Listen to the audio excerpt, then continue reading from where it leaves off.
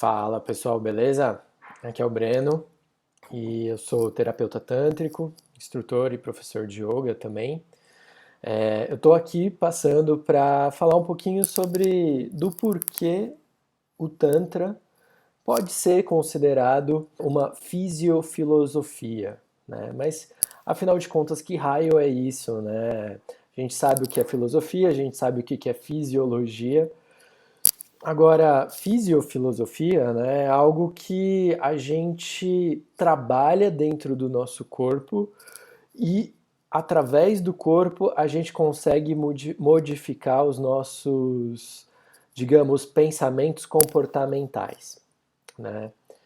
Quando eu falo a dinâmica de pensamentos comportamentais, né, isso se trata da questão da gente conseguir, através da forma como a gente lida com o nosso corpo, ter comportamentos automaticamente mais conscientes, né? Sejam esses comportamentos na forma de falar, na forma do pensar também, porque a fala, na verdade, reflete os pensamentos.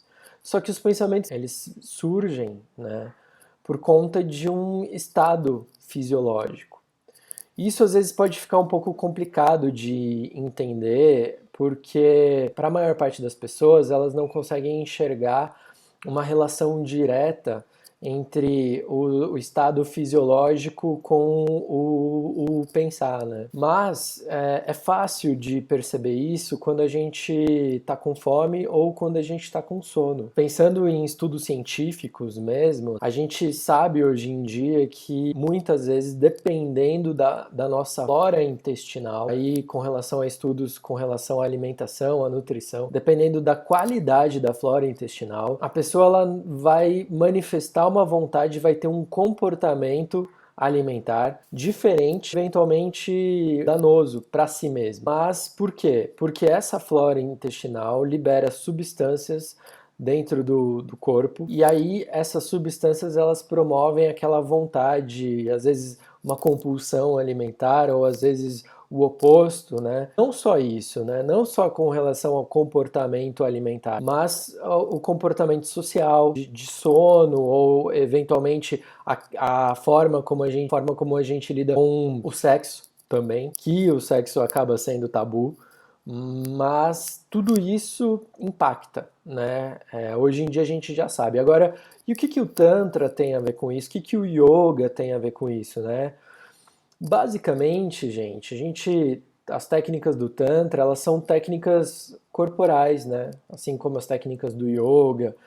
Mesmo quando a gente lida com técnicas mais mentais, né? Elas são formas da gente lidar com o nosso corpo e essas formas vão impactando, vão modelando a forma como a gente pensa, a forma como a gente age e a forma como a gente reage.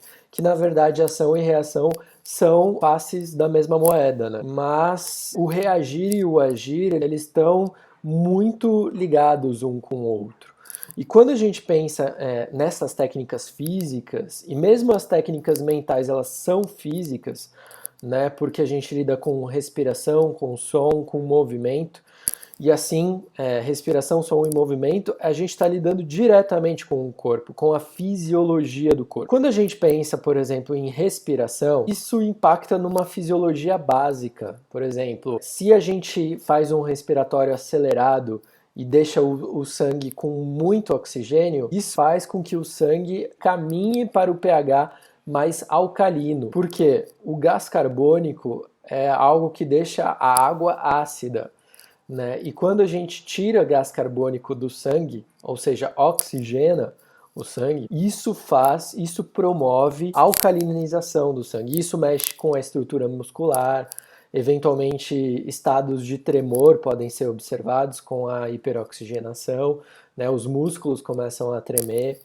Ah, mas Breno, por que eu vou querer ficar fazendo meu músculo tremer só respirando? Isso não é o fim, né? Essas técnicas elas não são o fim, elas são o meio.